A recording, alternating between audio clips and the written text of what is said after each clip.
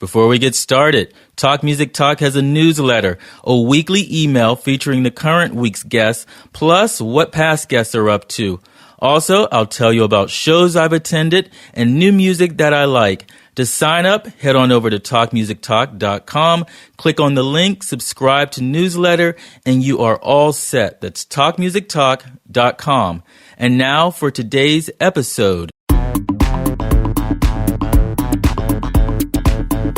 Hello there. Welcome to another episode of Talk Music Talk with Boice. I am Boice. I am your podcasting host.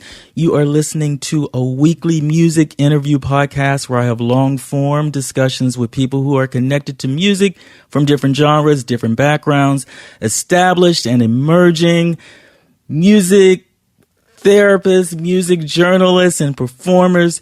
And on this new episode, I had the great pleasure of speaking to Katie Von Schleicher, singer, songwriter based in Brooklyn, originally from Maryland. She has a new album out, her second one, called Shitty Hits. It is on Bada Bing Records. She's been getting rave reviews. I discovered her on Bandcamp a few weeks ago and just saw a great performance of her live at her sold out record release show here in New York City. Great conversation with Katie. We talk about the journey to her first recording, which was at her home. And we also talk about studio recording versus home recording. We talk about taking control of her music and vision.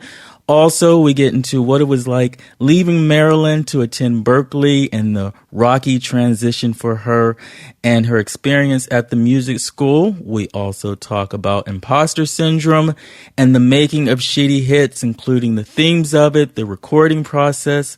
It was also recorded at home. And after the conversation, 2 songs from the album, my faves, The Image and Midsummer, right after the conversation. Here it is, without further ado, my interview with Katie Von Schleicher on Talk Music Talk. Enjoy. I know that both albums have been basically home recording, right? Yes. When did you get into home recording, your introduction to that? Well, pretty late. I'm 30, so I got into it when I was 27, 28. Only in the last 2-3 years. Okay. And what prompted that? What did prompt that? I don't know. I think I got, I remember that my grandfather had a shoebox cassette recorder when I was a kid. And I used to sing into that and record to that when I was really little. And I just remembered that. And I have a lot of very aesthetic, very easy to access memories from my grandparents and my grandparents' house. So I thought I'll buy another one of those and try that again and see if I like it. So I started writing that way, and then I naturally progressed to getting a 4-track. Okay. And yeah, I had some friends who convinced me to do it as well, but again, it was kind of late to start that. Okay. Better late than pregnant. Yeah. That's an old Golden Girls joke. Really? Yeah, I have yet to watch the Golden Girls. Oh, which you've never is, seen? It's out of character that I haven't. And a friend took me to the restaurant in, is it Inwood or Washington Heights? There's a Golden Girls restaurant. Really? Yeah. Okay. I'm receiving no monetary permission. Like way latent royalties on Golden Girls. Yeah. So, you have to get into the Golden Girls. Yes. And then go to the restaurant. Exactly. Yeah, that's my recommendation. So, going back to your life, when did you start writing songs? I started when I was really little. I was obsessed with Whitney Houston. And I wanted to be a singer, but I thought that everyone wrote their songs. So I just thought, I have to do that, or I want to write songs for Whitney Houston. That was a feeling I had. So, when I was little, I tried to write pop songs. Yeah. And I had one of those, like a Dell computer and those little mics that are on a stick. Yeah, the little skinny ones. Okay. Yeah. And what were you going to write, like big power ballads? Is that... Totally. But I mean, it's sort of, what I'm doing now is in some ways so much closer to my childhood. And, listening to the radio, but my mom listened to Celine Dion and Michael Bolton, and my dad listened to light radio and a lot of cheesy stuff that I felt embarrassed about until recently, where I've just kind of embraced that's a touchstone for me. Well, did you have your own music outside of what they were listening to? I should have. My sister listened to No Doubt and Alanis Morissette.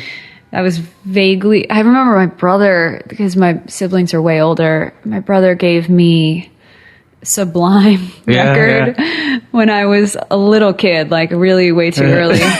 And my brother-in-law got me into Liz Phair, which was pretty formative. But outside of that, I wasn't really discovering a lot of music. I was listening to show tunes or whatever was around. Okay, cool. And what was your first instrument? Piano. Piano, okay. And how old were you? Or voice, I suppose. Okay, yeah, voice is an instrument. Yeah, piano like 6 or 7. And did you start writing anything on that? Yeah, but not until I was about 14. Okay. Yeah. And that was the Whitney Houston style stuff. Well, that's when I realized I couldn't write Whitney Houston songs. So where do you progress to that? Like after the Whitney Houston, you realize you can't write that. Right. Well, that's when I realized probably that I'm vaguely emo and write confessional songs, It was just this simple song. I took some piano lessons after the fact, and my teacher taught me what a chord was and was like, this is what your song is made up of. It's made up of chords and really, really basic stuff. It was a really basic song in C major. Okay, cool. And where are you from? Maryland. Okay, Maryland. Okay, I have relatives there. Cool. What was Maryland like? Well, I grew up in this place called Pasadena. Both my parents are from Baltimore and worked there. But Pasadena is like... It's a strange. I don't know. I don't feel like I belong there, but I have a kinship with it. It's a bit backwoods, a bit white trash. Like my neighbors had like go-karts in that they drove in a figure-8 path in their backyard till it turned to dirt back there, and they had their uncle living in a trailer out front. It's like we went there to record the record, and there's just like we were driving past the bars, and my bandmates are not from Pasadena, Maryland, and the bar near my house is this kind of tiny but terrifying bar. I walked in there once, and it was like the needle slowing down on the record. But yeah, the sign out front was just like Blue Lives Matter. And my friend was like, where are we right now? Had it not changed that much since you grew up? It did not. It has not changed. Okay. Yeah. It's a peninsula, and I don't know if that makes it isolated, but it feels isolated, Like there's no reason, or people lose the desire to leave. Yeah, I mean, it's really like, I really think everyone's watching Fox News there or just fishing. Yeah. So how old would you say you were when you were like, okay, you were aware enough to know this isn't for me, I gotta get out?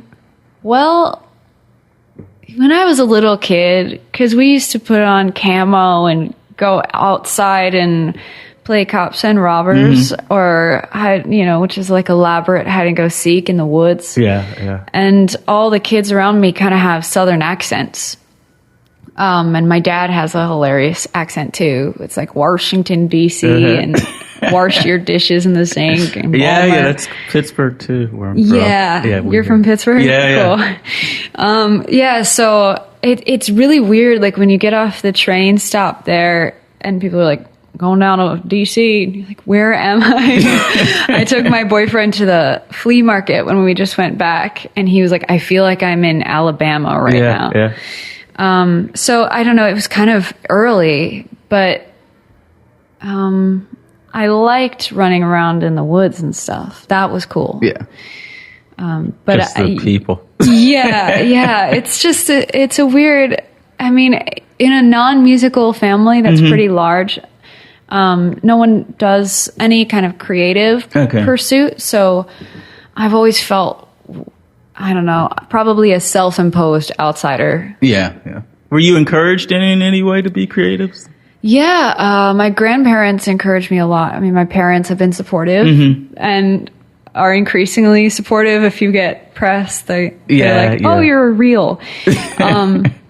But yeah, my grandfather was like a tinkering sort of carpenter, draftsman, painter.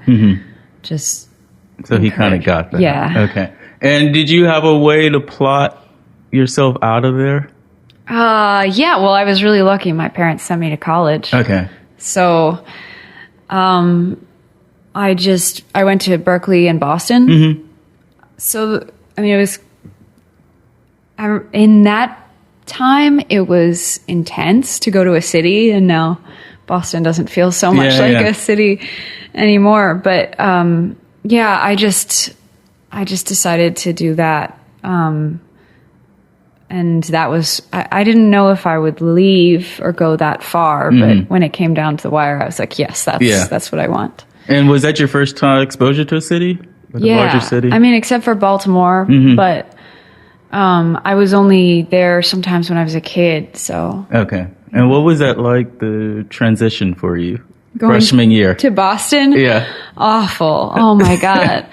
I didn't know any music. I hadn't listened to a Beatles record. I hadn't heard anything. Everything that blew my mind that wasn't this band Wilco was post-collegiate or, So I got there and I just felt like a real loser. So I was learning a lot. I was like listening to Led Zeppelin to try and catch up. And then it was a lot of jazz there. I remember one of my first nights, I go to this place, this dorm, and these kids are just super long hair. They're all smoking weed and they're saying cats about other players. And I was like, where the hell am I? Everyone asks this on a podcast, but can you curse? Yes. Okay, great. And I will not edit it out. Awesome. Beeping it would be would be great. Because otherwise we couldn't say your album title. Right. Which we will get to. Right. But did you have backwards written all over you? Was that? Yeah, I think that I did. I was just wearing Abercrombie. I dyed my hair blonde. Just a bit different from how I feel now. Yeah. It's been a long path to becoming myself. Did you feel closer to yourself during the college experience, during those 4 years? No, because I felt I hadn't, when I went to school, no one, when I was in high school, no one had, there was one Christian jam band. Yeah. Other than that, there were no bands. There were no bands in my high school. Yeah. I would go to DC to go see shows at the 930 Club. And other than that, I mean, it was really like this very solitary pursuit.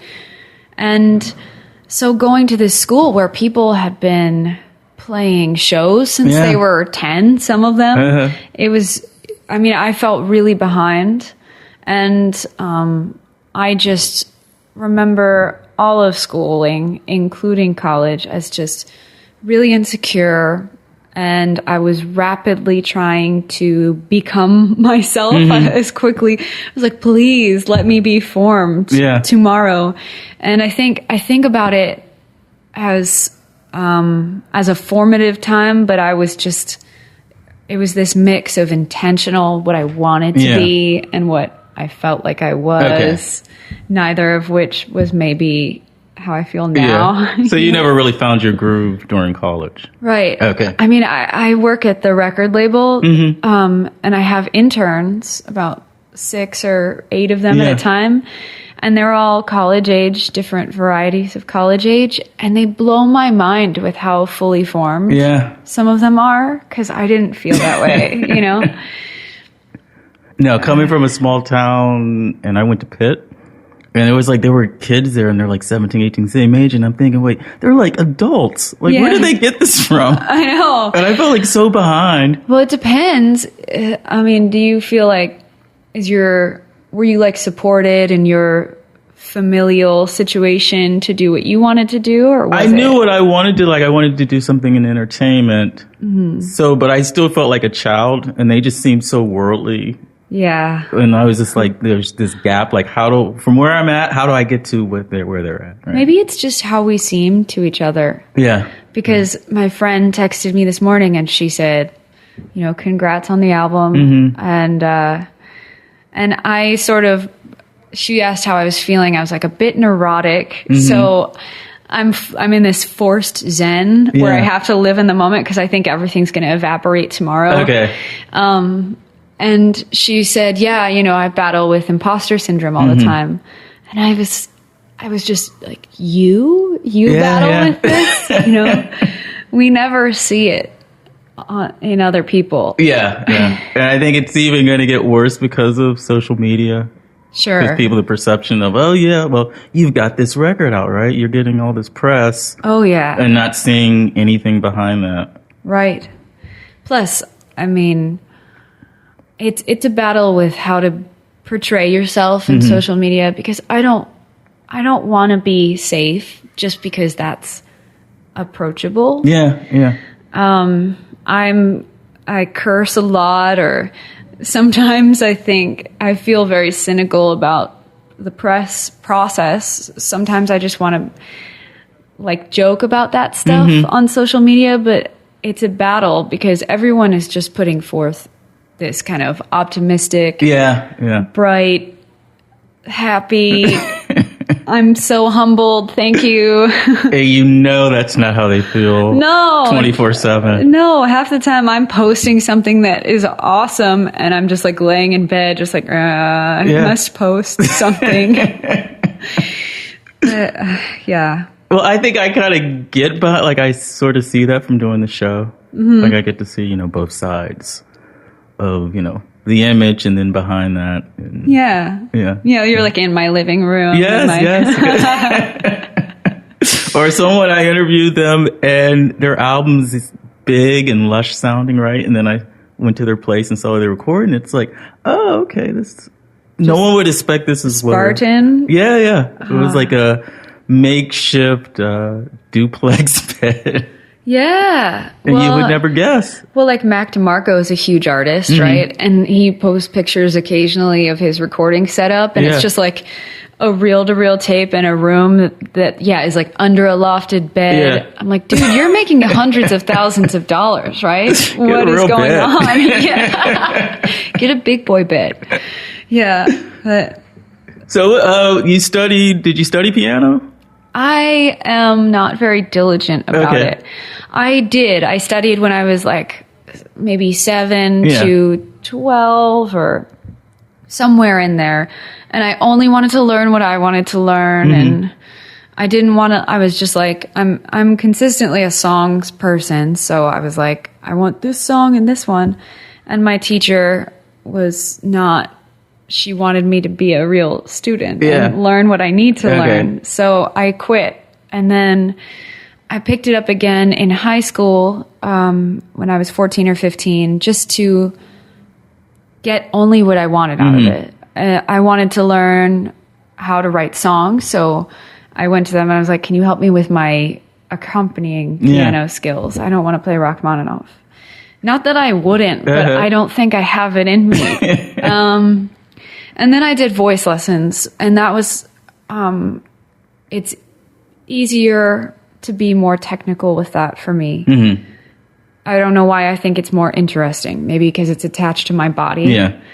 So it's just more, you can't not think about it the way I can just ignore the piano for weeks at a time. Your voice isn't gonna no. sit in the corner. Well, no, I think what fascinates me on a record is going to be someone's voice and their qualities. Like, favorite musician of all time, Nina Simone, who's just, her voice is beyond human. So that I can obsess about forever. And then when it comes to a piano, I just think about how it's produced or recorded. Or, I like a slightly out of tune, highly compressed piano sound that's not, I don't want like a gorgeous grand piano sound. Yeah. Okay. So does this fit into the home recording? I think so. Aesthetic? Yeah, I think the home recording was for two reasons.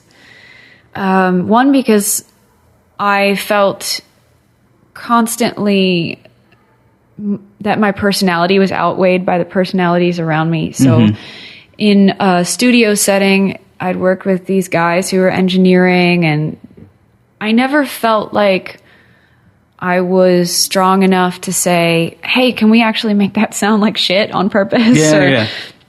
So the home recording thing was a way to ask myself what I wanted and just do that. And then, there are added bonuses that you can do at any time and for very little money. And I don't know. It was just trying to imagine it was trying to like fill this gap of I want to sound like this, or I want to hear this, and I don't know how to do it. So I can't pay for hours in a studio to figure it out. I mean, now it seems very logical. Yeah. But yeah. So when you so for the new album, you tried 2 times in the studio. What weren't you hearing? Well, I think a lot of it's about confidence, but the first time I just went to someone's house, and I just felt anxious and nervous. So, and I felt like the songs weren't there yet. This was like January before last. Yeah. So a lot of stuff was in progress. So then I just decided, well, I think I want to produce it myself. It would be kind of weird after my first attempt at that to go back and then say, okay, now that I did that, I'm just going to cede all control and stop doing this thing I like. Just because I did want to make a bigger effort than the first one. The first one's just a 4-track cassette recorder. It's super rudimentary. And so then the second time I went to a studio that I made another record back in the day called Silent Days in Boston. And I love this studio and I love the engineer. I just, again, I was producing it, but I wanted to be alone. I just wanted to be alone with it. So I just took it back again. It's just something like, I'm a very rudimentary guitar player, and I like to spend hours sitting on my floor in my room, because I did it in that room, and just play a part or write a part. And I just have I have a word for it. It's just like perceived audibility freaks me out. So I need to be totally alone to feel not too self-conscious. Yeah. Okay, I get that. Because somebody I interviewed, they were working on their album in somebody's studio, which would be their room. And there's one producer, and they were attracted to the sound and the other work they did, but they said that for their vocal takes, they may need 30 vocal takes, but when you're sitting there in the room with one person paying them, you feel self-conscious that you need 30 takes. Right. A huge part of, I think you can hear when someone's having a bad time. Maybe that's not true, because there's some great albums made when people hate each other. But you can definitely hear when someone's self-conscious. And I need to do a bunch of vocal takes. Ideally, I do something very impulsively, and then I leave it. So for a vocal take here, I set up the mic, I did a vocal take, and I did like a real first pass at the lyrics at the same time. And then I put it away, and 2 weeks later, I was like, is this the take? Yeah. And I think it's the same with demoing, which is a new thing. It's contemporary with me figuring out home recording, but I started extensively demoing things, full band, and just doing that all at once, seat of your pants, and then forgetting about it and listening 2 weeks later. Yeah. I think that's pretty fundamental to the process, so I can remove my emotional weight from the process and just look at it later and be like, that sucks, or that's good, or I could do this. More of a fresh take on it. Yeah. Okay. Because it's kind of like, too, if you're looking for mistakes, you will find the mistakes. Oh, yeah. yeah. That's my human condition. Yeah. That's like... There they are. So. That's a bumper sticker. So So what led to the first album? Talk about that. The first album... Or cassette, what do you want to call it? Yeah, I mean, it was a cassette. So I was doing those sessions of playing to this shoebox recorder. And like I said, I work at Bada Bing, where we put out my records now. And I did work there at the time, and I was... we were putting out a lot of cassettes, really low cost. Yeah. We just buy them, dub them in the office, print out the stuff, pack it, mail them out. And I was talking about the shoebox recorder thing and saying, you know, I was finding it to be pretty gratifying. And I was thinking, what if I did 50 cassettes where each one was just a different set of just me playing solo into the recorder with new songs. And my boss said, hey, that's a good idea. Yeah. I would put that out. I said, really? Okay. You weren't fishing?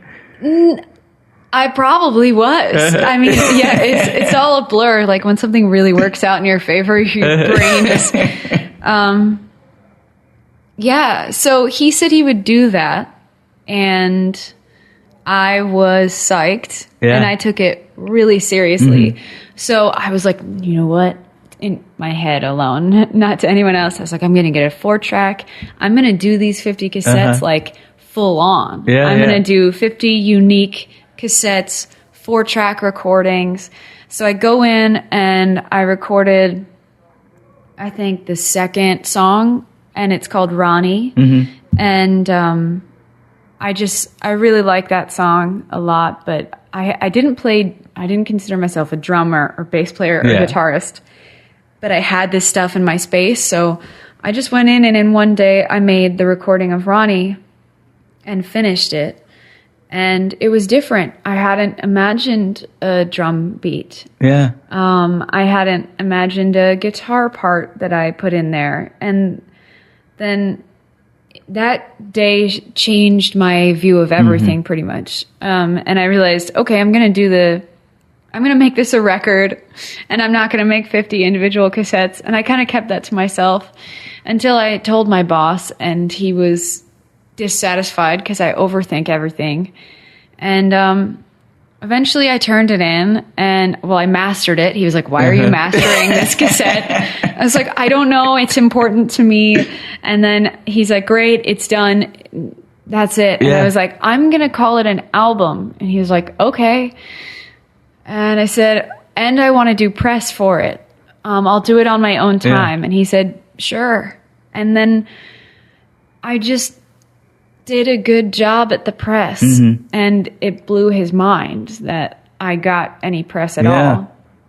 So, for this little cassette. I mean, I really worked hard. I put together a database, and I got help from friends. And we were on tour in this other band I play in, and I spent all this time every morning. We'd go to a coffee shop, and I'd be just shooting out emails and doing everything I could. So that was kind of, there were a lot of specific coincidences or surprises or mistakes that led to it, you know? Yeah.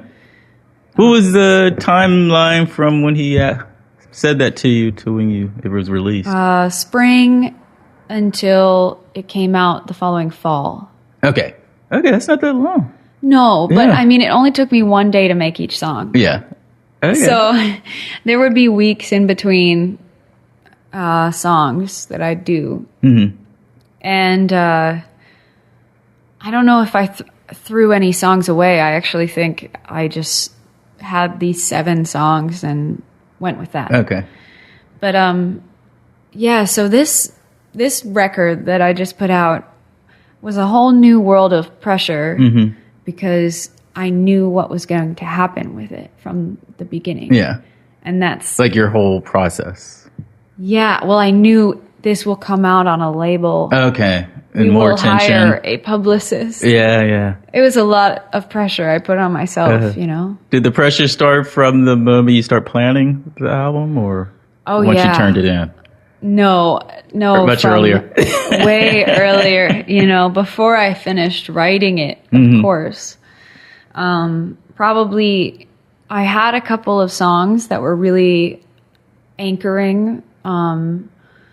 So it wasn't before I started writing, but it, like this next album that I'm working on, conceiving loosely now, it's like I had none of the songs.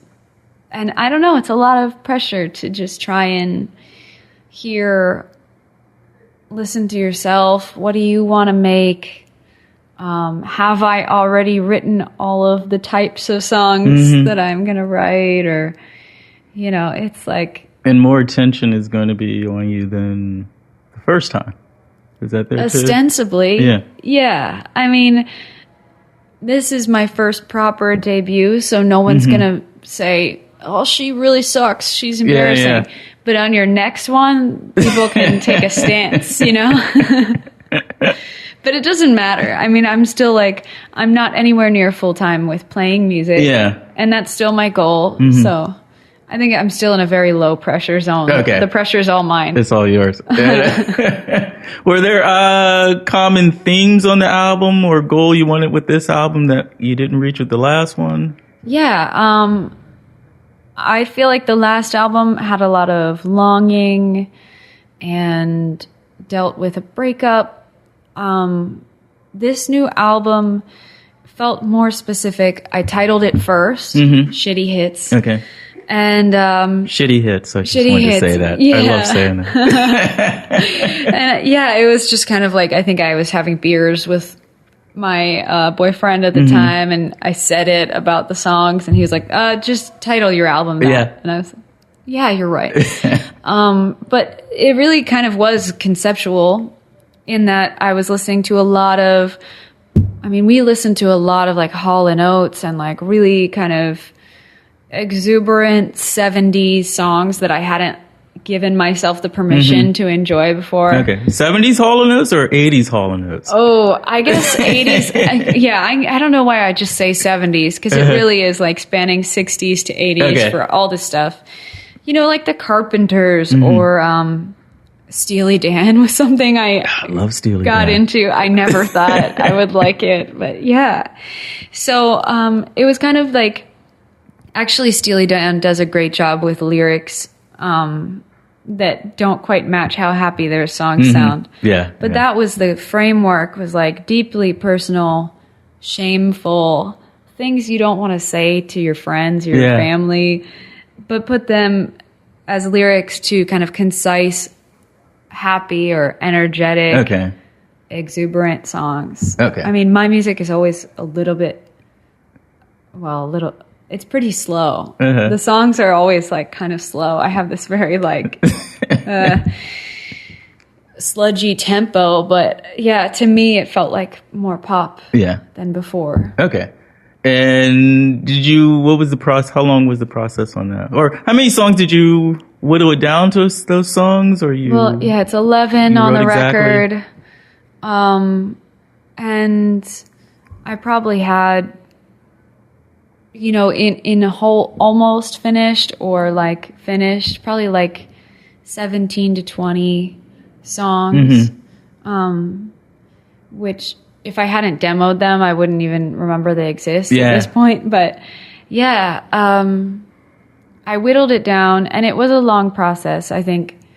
So Bleak Exploitation came out in November of 2015, and then I was writing, and I didn't record this record until fall 2016. Okay. So, that feels like a bit of time. Yeah. I tried to start recording in January of 2016, but I think I feel weird about how long it takes to make records. I wish I made one record every year, but that would be like 6 months of writing and probably 6 months of like recording, mixing, mastering, and that's a that's a fast process. Yeah. Like, and plus, it's the not shit your that full like time Prince was thing. doing, or what? Well, yeah, it's not your full time thing. I wonder if it were my full time thing, how much more productive I would be. Or do you like sit around wasting days? Or Oh yeah, like I said, I love taking time in between. Mm-hmm. I think it's like a necessity for my feelings about the music, but it's also I'm inundated with music, so sometimes I just don't want need a break from it to go there. Yeah, that makes sense. And then the Prince thing is like, was he just so obsessed with music that he constantly? Oh man, I mean, that's someone who is a completely different animal from me. Yeah, and I mean, that's someone who like is music, and I know. I don't know anyone who is Prince, but I know people who really breathe it more deeply like that. Yeah. To me, my love for music straddles the line between music and the world outside of music, I just know that I want to create things, and the medium I enjoy is music, but not solely. Okay. Every minute of the day. Yeah. Okay. What did you study when you were in college? Songwriting. Okay. And how that's okay. Usually people, I've not interviewed anybody with songwriting. Did that help? I don't know. Like the studying of it? You would hope. I had one teacher who was like, make weird stuff, fuck everybody else. Yeah. But a lot of it was like studying Bette Midler songs. And I don't know if it helped. I didn't really grasp, like, I just got into Bruce Springsteen, but we used to analyze his songs in college. And at that time, I was like, why are we doing this? Yeah. I'm not going to pay attention to this Thunder Road analysis. Also, it's kind of, I mean, I went to music school, and it was this fantasy education, but I rebelled against it because I think that made me feel safer by just reading a lot of books and watching a lot of films and just kind of giving myself that education. Yeah. Because I felt like if songwriting were done as a major in the right way, it would be at least 50% stuff that is not song, stuff that's not music, Plus, I think I just felt intimidated at school. Everyone was so experienced, like I said. So I was like, well, I'll just read books and, retreat to my world that I feel safe in. Did they have a thing like where they're workshopping the songs you wrote? Was that a part of it? You'd bring one in. They would assign, write a song for next week with a verse, refrain, and a bridge. And then someone would bring it in. You had to have your lyrics on a transparency. Okay. And you'd play your little demo, and the class would listen and then critique it. I think I would hate that. And like, I've met so many good people now who went to Berkeley around the same time that I did. But when I was there, it was a precious few people, and none of them majored in songwriting, whose songs I really loved. Actually, I think the people that I love now, they didn't major in songwriting. It was a lot of like really, really vanilla stuff. Okay, yeah. So, yeah, it was hateable. MOR, like. Oh, yeah, exactly. Yeah, I mean, it was just, and. What were your intention of majoring? What did you think you were going to get out of it? Oh, I thought it was going to I thought it'd be like if Cal Arts had a songwriting major where you got to be weird. Okay. I don't know what I thought. I just thought, I mean, I'm coming from this place where, again, no bands, no cool music. And then there's a place in the world where you can major in songwriting. Yeah. It was kind of like if someone said, yeah, you can go to Disney World for college. Yeah. And I was like, okay, yeah. A bit naive, maybe. Yeah. Did you get anything out of it that helped you along the way? Yeah. I mean, it's the cliche about music school, but it's the people you meet. I met a lot of musicians, a lot of really good songwriters that I still know, and they didn't major in songwriting, but still kick ass at writing songs, you know? Okay.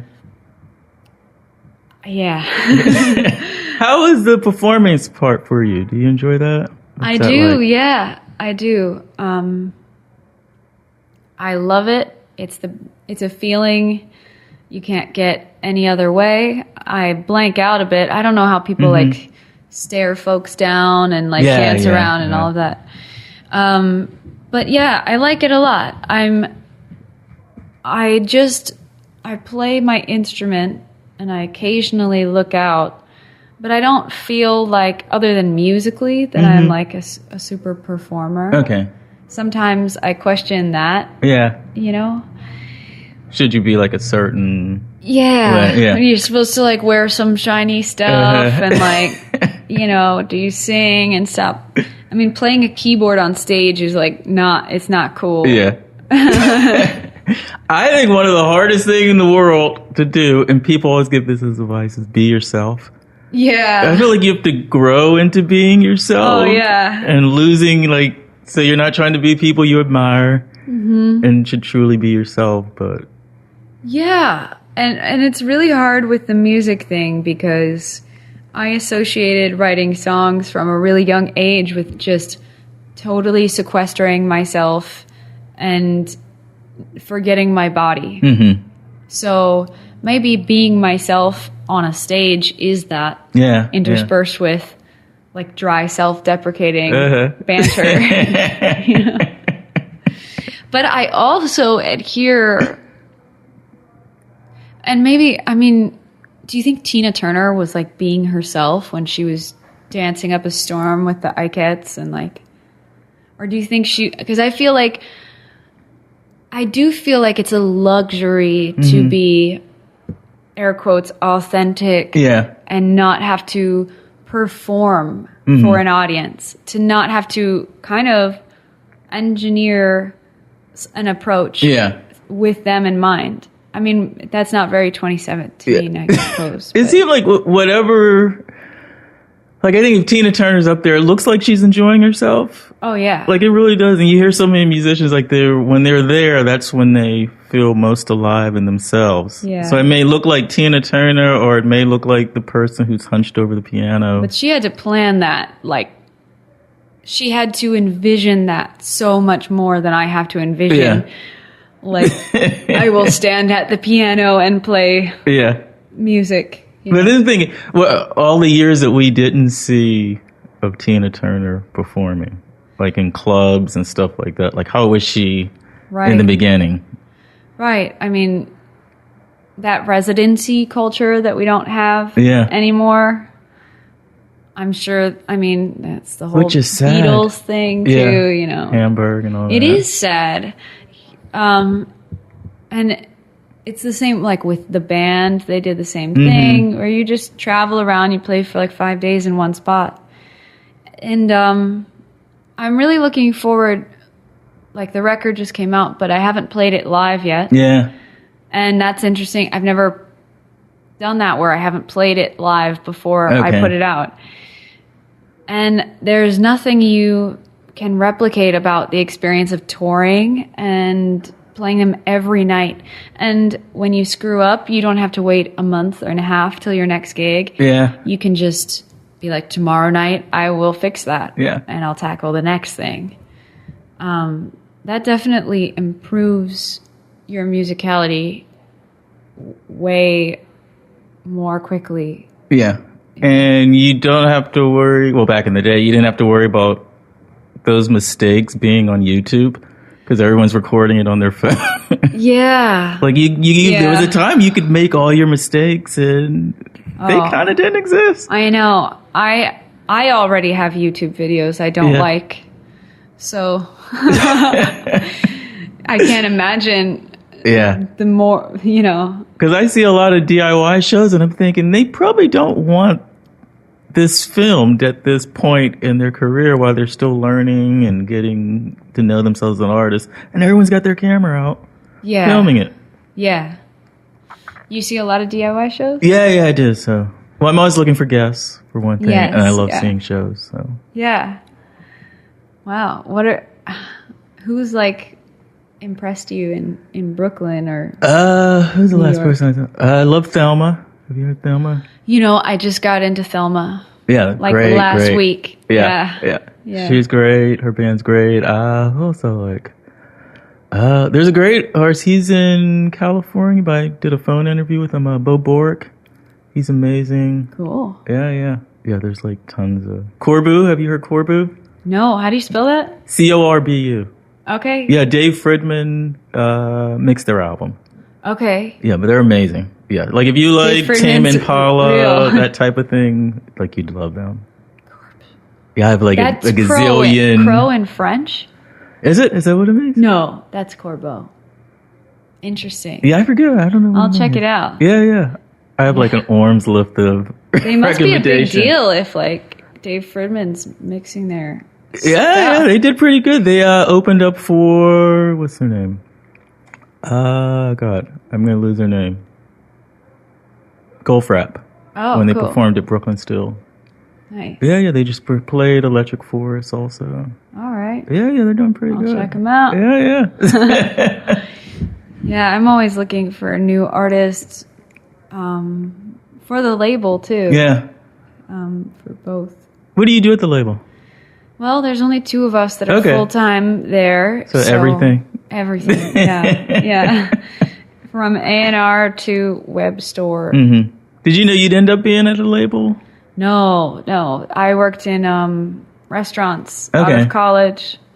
I stayed in Boston for a while. I worked in bars Mm-hmm. there. I moved here. I worked in bars here. And I got so tired of it years before I stopped doing it, Yeah. you know? But I interned at Bada Bing, Mm-hmm. and it turned into a job very, very slowly Yeah. over time. I kept working in a restaurant for a few years. Okay. Yeah. Cool. But no, I never thought I'm the least business-oriented person Yeah. on the planet. So I never thought I'd be interested in the industry or the business of it. But it turns out that with small independent labels, it's a much more humanistic enterprise Yeah. than whatever, Columbia Records jobs might be like. And you, I guess you know how to do it for yourself. Well, that's Which is part helpful. of why I wanted to. Yeah, I mean, it really is. If you can stomach it, I would recommend that solo artists or musicians give it a shot doing that internship. I mean, often I feel bad for the labels because we suck as interns, but we're artists. But yeah, it taught me a lot. It gave me a lot of confidence to just write an email, which is difficult in and of itself. Yeah, good for you. And plans for the album? I know you're touring this year behind it. Yeah, I'm touring this month, August, with Surfer Blood, and I'm touring in October with Big Thief in Europe. So I'm not sure what I'll do in September. Maybe just go to work. Yeah. Well, that's exciting. The album sounds great. Thank I'm really you. enjoying it. Both of them, actually. Thank you. And best place for people online to keep up with you?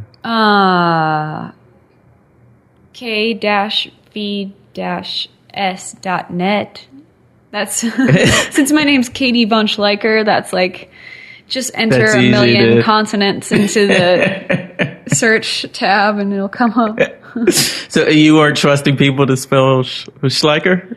Did I say it right? Yeah, you got Schleicher? it. You got Okay. it. But no, I don't trust even myself to spell it. Yeah. But I kind of thought when I came up with it in like 2012, I thought it'd be funny because it's just ridiculous. Yeah, Why yeah. would you? Why would you go by that name? It's ungoogleable. But I'm stuck There's with it only now. one you, right? I don't know. That's a really philosophical question. Well, that sounds like a good ending then. Yeah. Thank you, Katie, for doing this. Was wonderful. Yes, thank you. I enjoyed this. And I wish you too. the best with everything. Thank you. You just don't know what you're saying. Now I'm talking to myself. I just can't build it together. It lies just like me, hollowed out. See the images we built in runs and runs together. I'm glancing at it on a screen. I can't tell you how I feel. It runs and runs together. I'm standing beneath the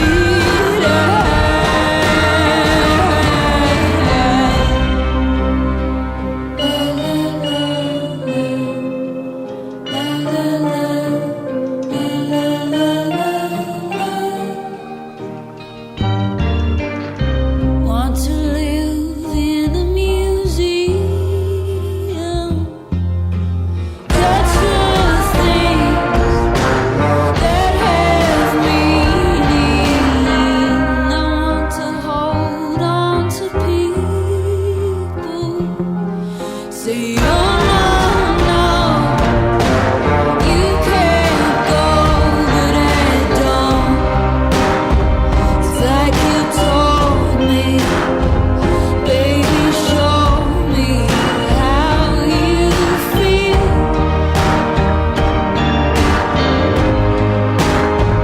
Said it's lonely to be with me. Oh, the image runs and runs together. I'm dancing at it on a screen. I can't tell you how I feel. It runs and runs together. I'm standing beneath the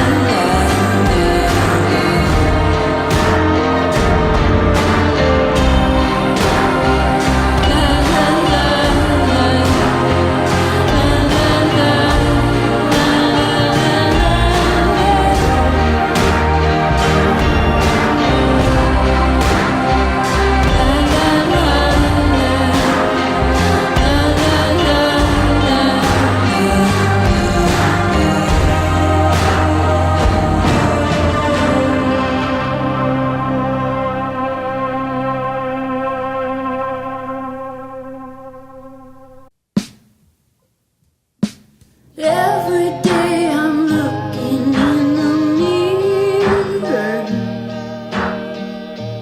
I know it's wrong, but I can't stop. I miss the way you tolerate me colder and colder than you gave me love.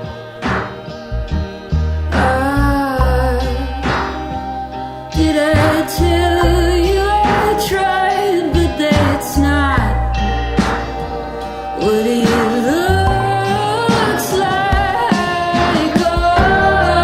Oh, I know that it's wrong. Yeah, I know that it's wrong. Yeah, I know that it's wrong. Figures in my heart, they're changing. Figures in my heart.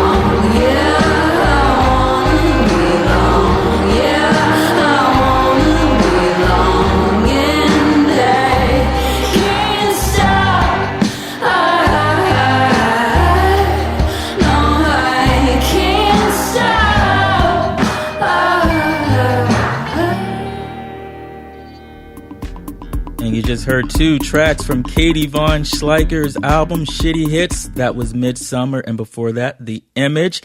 Available now. You can get it on her website, k-v-s.net. And I have to say, you have to be pretty badass to call your album Shitty Hits. I think where other people would run away from such a title, not Katie. So not only is she talented, she's also a badass. So kudos to Katie for being a badass, talented person. I am online several places, talkmusictalk.com for more podcast information and to stream every single episode. I am also on Instagram at This Is Boice, and call to actions for you. If you enjoyed this episode with Katie, please share it on social media or email it to a friend or leave a 5-star rating and or review on iTunes. It all helps to grow the TMT audience. TMT also has an app. It is free for iPhone and Android, wherever you like to get your apps, or you can subscribe to the podcast on iTunes, Google Play, Stitcher, TuneIn, and pretty much everywhere else. Just search for Talk Music Talk. And you can also find the podcast on SoundCloud at soundcloud.com/This Is Boice, starting with episode 100. Thank you so much for listening. I hope you enjoyed this episode with the badass Katie Von Schleicher. Get her album now, Shitty Hits. It's amazing. Till next time, and there will be a next time. This one's for you, Liz.